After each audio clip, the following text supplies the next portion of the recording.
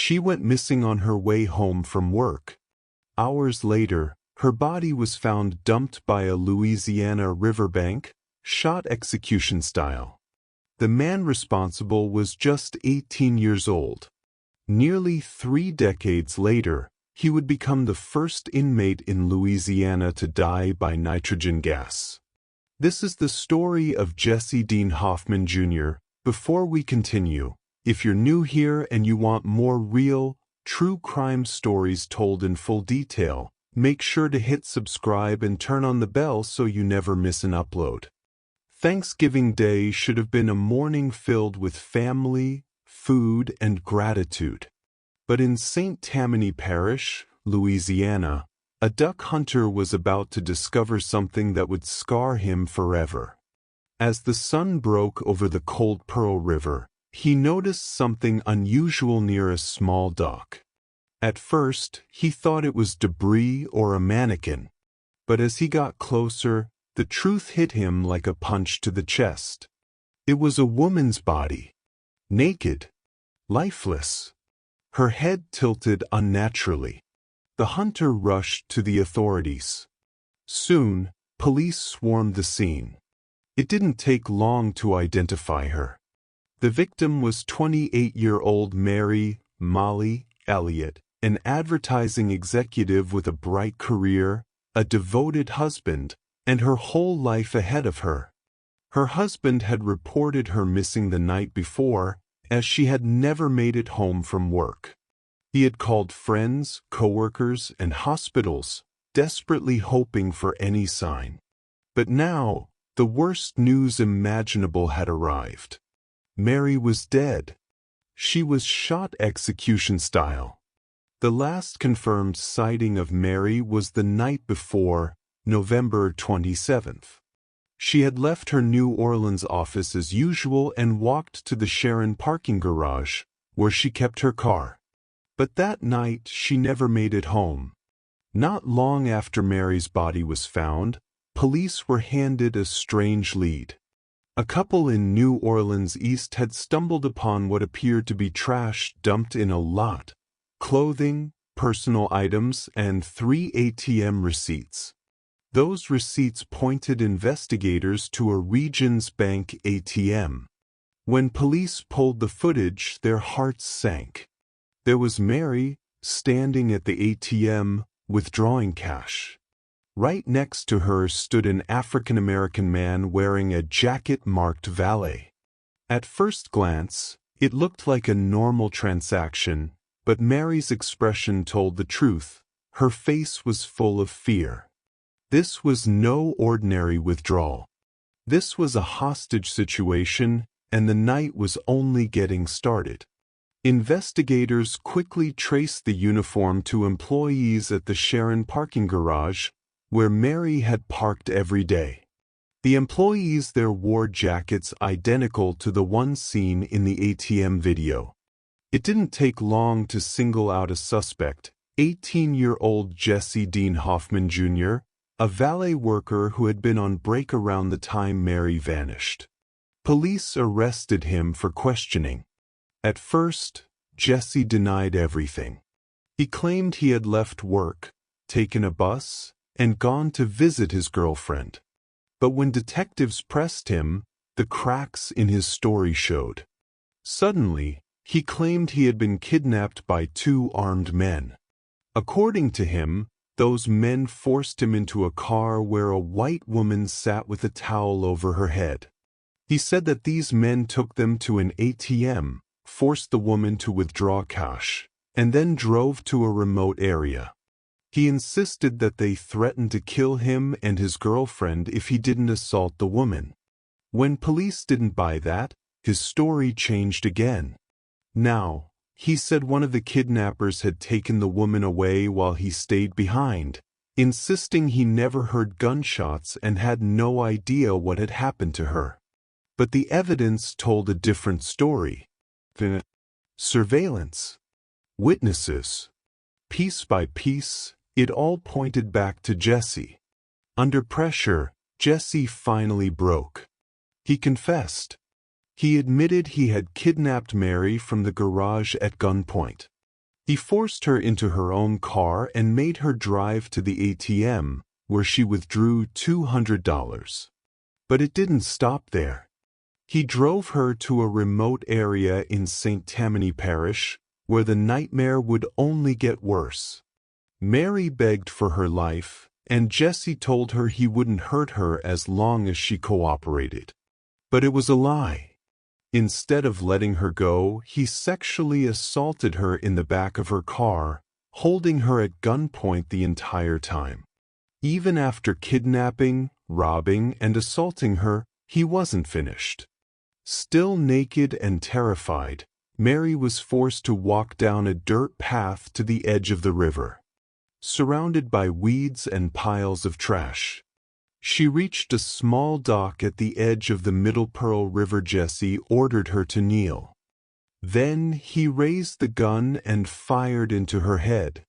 She was still alive for several minutes, slowly dying on that cold November night. After killing Mary, Jesse attempted to erase all traces of the crime. He dumped her belongings, threw away the gun, and wiped down prints. Then he returned to work like nothing had happened, telling his supervisor he had just taken a long lunch break. That lunch break lasted the same 2.5 hours during which Mary Elliot was kidnapped, raped, and murdered. Later, Jesse's girlfriend unknowingly sealed his fate. She told police that Jesse had taken her shopping that night, paying cash for multiple items he bought. With DNA evidence, ATM footage, and Jesse's confession, prosecutors had everything they needed to convict him. There was no doubt. There were no excuses. There was no way out. His lawyers tried to claim the shooting was an accident during a struggle. But the jury didn't believe him. The execution-style gunshot told the truth. This was no accident. They even argued that the sexual encounter was consensual. The jury rejected that too. On September 11, 1998, Jesse Dean Hoffman Jr. was convicted of first-degree murder. 2 days later, the jury unanimously sentenced him to death. Jesse spent the next 26 years on death row, filing appeal after appeal. His attorneys argued racial bias, his traumatic childhood, and even flaws in jury selection. Every appeal was denied. For years, Louisiana carried out no executions. Not because of mercy, but because the state couldn't get the lethal injection drugs it needed. Jesse's sentence hung in limbo. That changed in 2024 when a new execution method entered the spotlight: nitrogen hypoxia. Nitrogen makes up 78% of the air we breathe. But when inhaled without oxygen, it suffocates silently. Within seconds, the person loses consciousness. Within minutes, the brain shuts down. Supporters call it quick and painless. Critics call it untested, cruel, and experimental. For Jesse, it meant one thing: his execution date was finally set. His attorneys fought back. They argued nitrogen hypoxia violated the Constitution's ban on cruel and unusual punishment. They pointed to his Buddhism, claiming that meditation and breathing were central to his faith, and the mask would cause mental torture.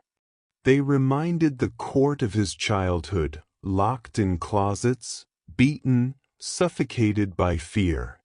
They said this method would re-trigger that trauma. They even suggested alternatives: firing squad, drug cocktails. But Louisiana law only allowed 3 methods: nitrogen, lethal injection, and electrocution. The courts rejected every argument. On March 18, 2025, Jesse Dean Hoffman Jr. became the first person in Louisiana executed in over 15 years. Before his execution, he didn't say a word. No final statement, no apology. He also turned down the option of a special last meal, choosing instead to face death without ceremony. Among the witnesses that day was Jesse's wife, Ela. She had married him while he was already behind bars, standing by him through years of confinement. To her, the system had failed Jesse long before it ever sentenced him to die. As a child, he was left without the safety or guidance every kid deserves. And when he needed help the most, no one showed up. And that silence pushed him down a path where surviving came first and everything else came second. But he didn't stay that person. Over time, he had changed. He grew into a man filled with love, wisdom, and redemption. And just when he became the version of himself he was always meant to be. The same system that failed him as a child failed him again. Ela said, the system didn't want to see the man he had become. It only cared about the 18-year-old who made a terrible choice. It chose vengeance over justice. At 6:12 p.m., Jesse was strapped down, the nitrogen began to flow, and the chamber was sealed. Witnesses described the moment the nitrogen began to flow. His head jerked. His hands twitched. Then he grew still. The gas continued for 15 minutes. At 6:50 p.m. he was pronounced dead. He was 46 years old. For Mary Elliot's family, the execution brought a measure of justice, though nothing could erase the pain of losing her. For Jesse's wife, Ela, whom he married in prison, it was another tragedy. She believed the system had failed him as a child, and again as a man. To some, the execution was justice served. To others, it was vengeance. And for Louisiana, it marked a grim milestone. Its first execution in over 15 years, carried out by a controversial new method. So what do you think? Was Jesse Dean Hoffman Jr.'s death the justice Mary Elliot deserved? Or did Louisiana execute a man who had changed beyond recognition from the 18-year-old who pulled the trigger? Let us know in the comments. Don't forget to like, share, and subscribe for more true crime documentaries.